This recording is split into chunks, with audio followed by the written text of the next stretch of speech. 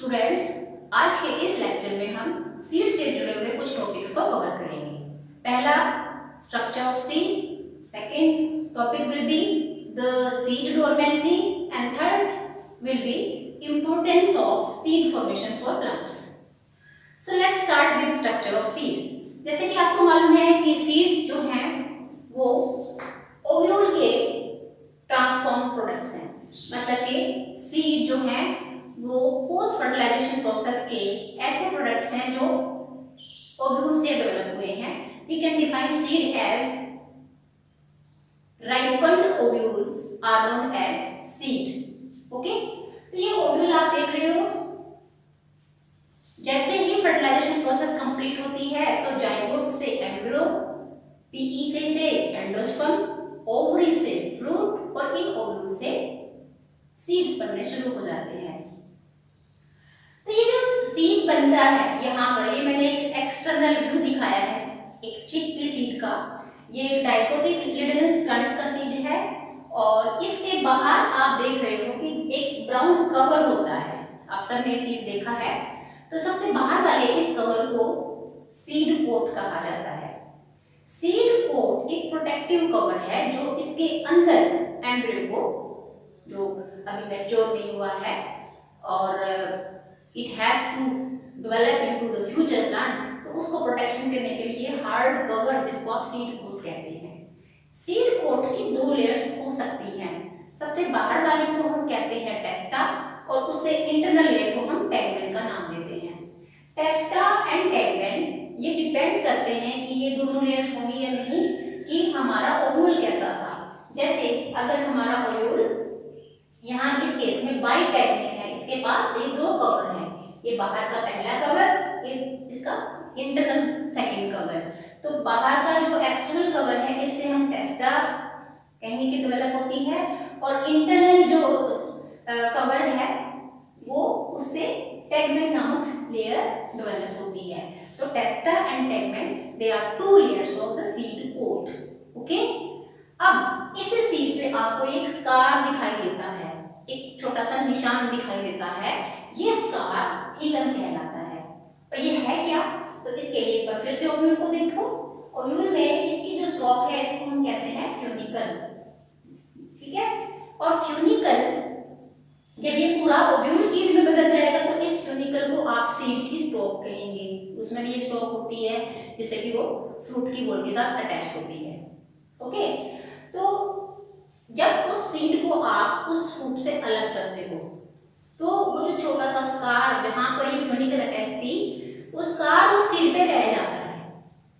So that scar is represented as hilum. ये वही है, जैसे ये स्टॉक मैं यहाँ से हटा देती हूँ, ये पूरा का पूरा सीड बदल जाता है, तो यहाँ पे आपको इस एरिया पे आपको हिलम नजर आएगा, एक छोटा सा निशान वहां पर रह जाता है। इसी हिलम के नीचे आपको एक छोटा सा पोर दिखाई देता है, छेद दिखाई देता है। ये जो पोर है इसको हम कहते हैं माइक्रोपाइल। अब यही माइक्रोपाइल वर्ड हमने ओव्यूल में पढ़ा था। ओव्यूल में आपने देखा था कि जहां जहां ये इंटेगमेंट्स, देखो इस एरिया में नहीं थे, दो इंटेगमेंट्स के बीच की स्पेस, इसको हम कहते हैं माइक्रोपाइल।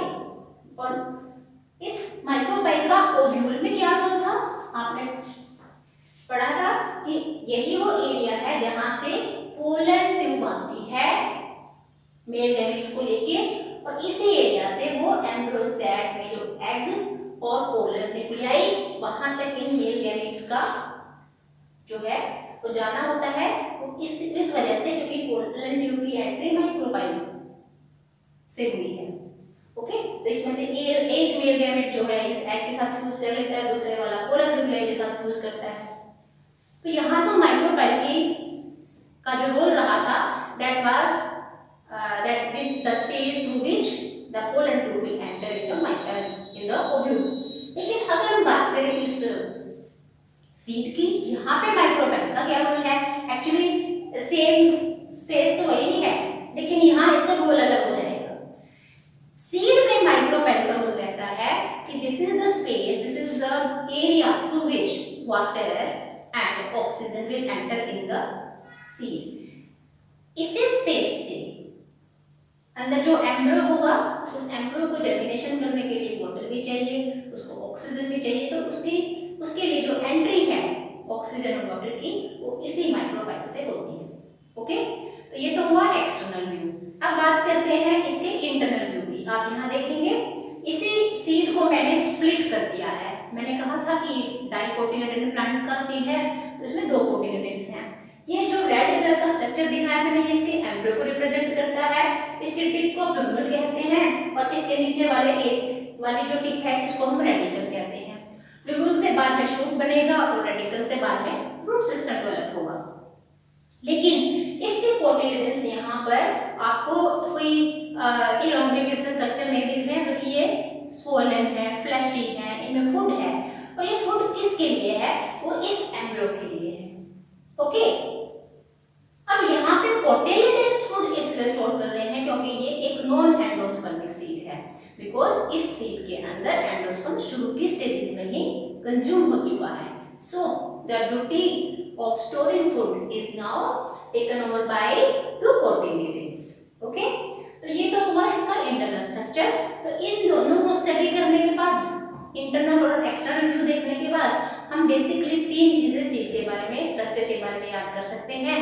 किसके पास एक प्रोटेक्टिव कवर होता है, इसमें फूड होता है, चाहे वो एंडोस्पर्म की फॉर्म में है, चाहे वो किसी और फॉर्म में मौजूद हो सकता है, और इसके साथ साथ इसमें एक छोटा टाइनी अनडिफरेंशिएटेड प्लांट है जिसको आप एम्ब्रियो का नाम देते हैं। ओके, अब बात चलती है कि जब सीड बन जाते हैं तो क्या ऐसा होता है सीड बनते ही उनमें से नया प्लांट निकल आएगा? तो अक्सर आपने देखा होगा ऐसा बिल्कुल भी नहीं होता। सीड जो है जब फॉर्मेशन हो चुकी होती है, फ्रूट से जब वो बाहर निकल चुके होते हैं, तो वो इनएक्टिव स्टेट में होते हैं। हमें याद रखेंगे उनका मेटाबॉलिज्म बहुत स्लो होता है। Why? What is the reason behind this?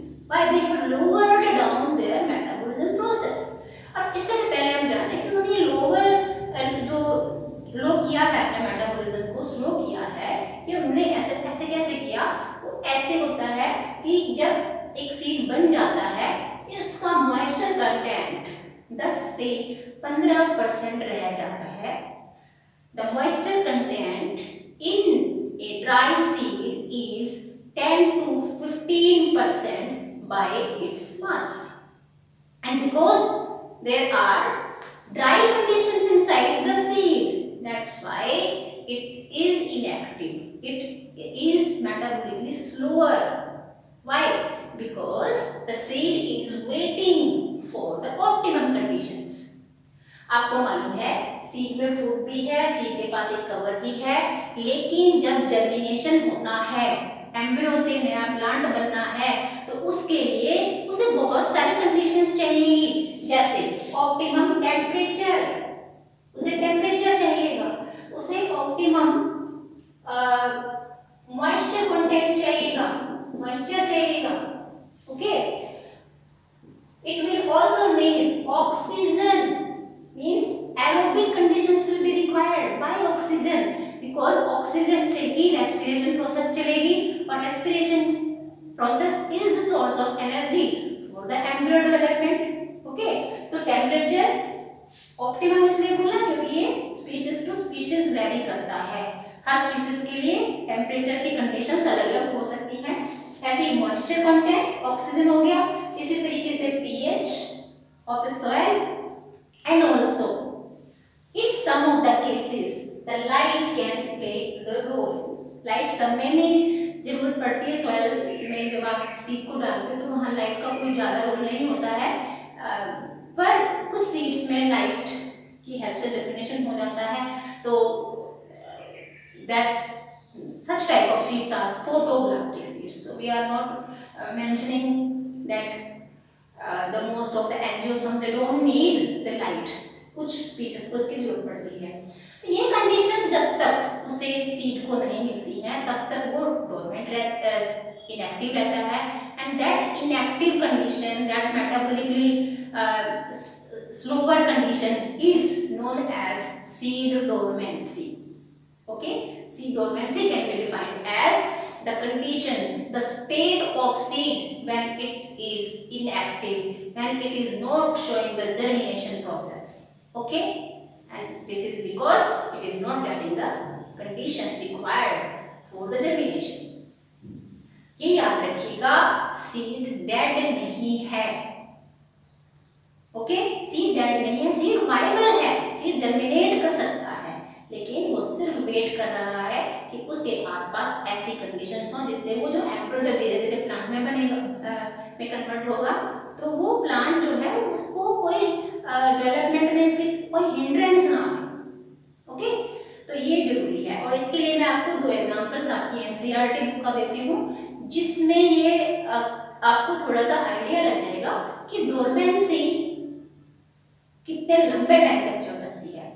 इसमें दो एग्जांपल्स हैं. जैसे यहाँ पे मैंने लिखा एक प्लांट ल्यूपिनस आर्क्टिकस, और ये ल्यूपिनस आर्क्टिकस नामक जो प्लांट का जो सीड है, ये 10,000 साल पहले के सीड्स मिले, आर्कटिक टुंड्रा से एक्सकेवेट किए गए, और उस एरिया से जब 10,000 साल पहले के सीड्स को निकाला गया तो उन्हें जर्मिनेट करवाने की कोशिश की गई कि वो जर्मिनेट होंगे या नहीं होंगे, और सरप्राइजिंगली दे जर्मिनेटेड.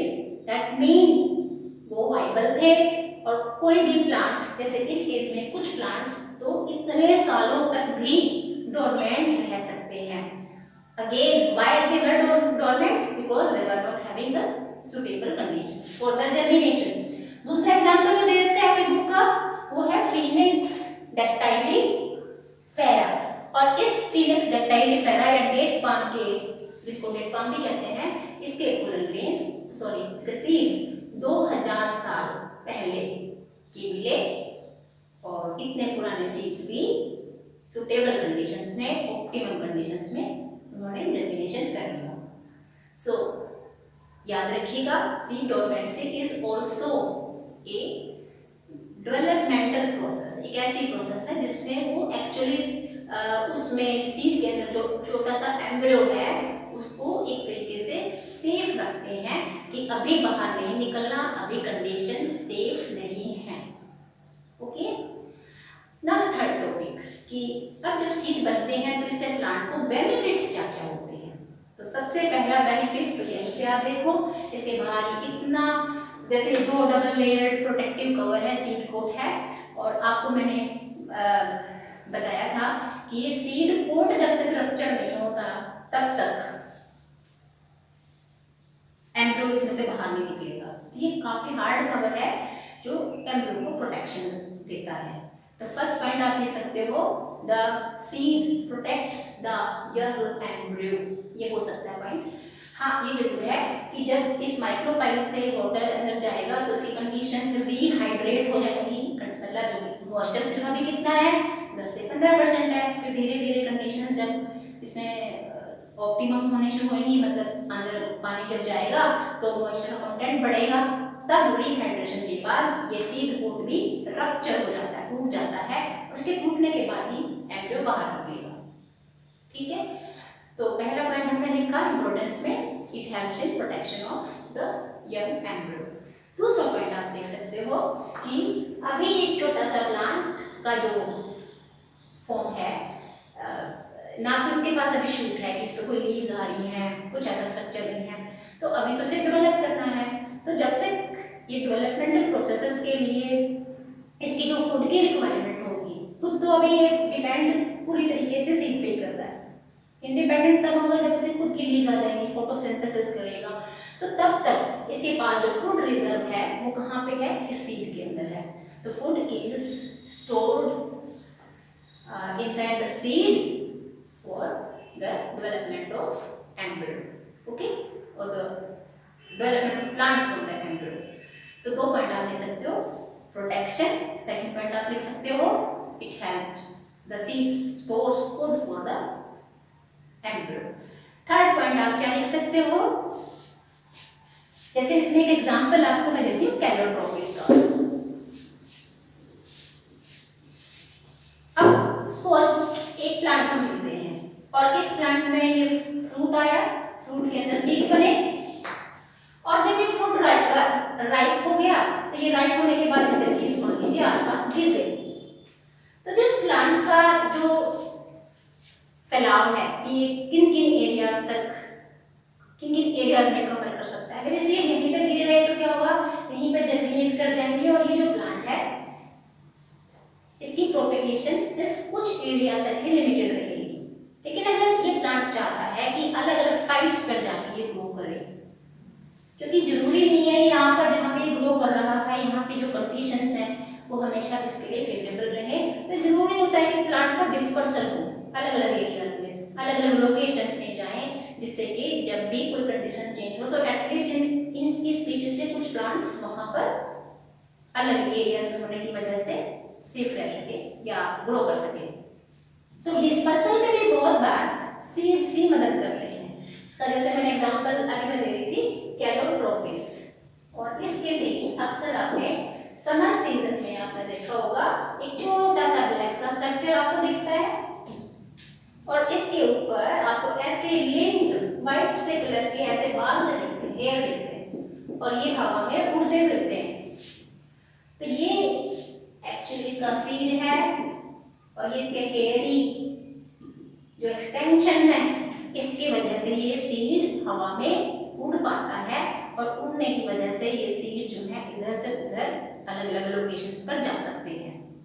तो सीड, कुछ सीड्स के अंदर आपने देखा होगा कि ओपाइडेड स्ट्रक्चर्स भी होते हैं जो किसी भी एनिमल की बॉडी के ऊपर स्टिक कर जाते हैं और जब इधर से उधर कोई एनिमल अपनी जगह को बदलता है तो वो भी वहां पर गिर जाते हैं और जर्मिनेट कर जाते हैं। तो सीड का थर्ड पॉइंट आप देख सकते हो इंपोर्टेंस में, seeds help in dispersal of the plant in new locations या propagation of plant in new locations. Okay, ये तो हुआ थर्ड पॉइंट। अब फोर्थ पॉइंट के बारे में हम बात करें, आप याद कीजिए ये जो सीड है ये किस प्रोसेस का प्रोडक्ट है, सेक्सुअल रिप्रोडक्शन का या एसेक्सुअल रिप्रोडक्शन प्रोसेस का। तो आपको मालूम है कि हमने सेक्सुअल रिप्रोडक्शन पढ़ा है और सेक्सुअल रिप्रोडक्शन में जाइगोट, ये जो एम्ब्रियो है, दिस एम्ब्रियो और the future plant is product of fusion of male and female gametes. Okay, तो इसका मतलब जो ये प्लांट इससे डेवलप होगा इस एम्ब्रियो से, उसमें कंबाइंड फीचर होंगे दो अलग अलग तरह के प्लांट्स के, सेम स्पीशीज के प्लांट होंगे लेकिन जीनोटाइप जो है उनका अलग अलग होगा। तो इससे क्या होता है, सेक्सुअल रिप्रोडक्शन में एक मेयोसिस प्रोसेस की वजह से रिकॉम्बिनेशन होते हैं और साथ साथ क्योंकि दो अलग अलग प्लांट्स के जीनोटाइप मिक्स हुए हैं तो भी प्रोजेनी के अंदर नए वेरिएशंस आते हैं और वही वेरिएशंस आने की वजह से सर्वाइवल के चांस बढ़ जाते हैं। तो फोर्थ पॉइंट में आप क्या लिखोगे कि the seeds offers introduction of new variations because they are the product of sexual reproduction. Okay, so this was all about some topics which are related with the seed, the ripened ovule, seed dormancy and importance of seed formation that we have discussed here. I hope this is clear to you.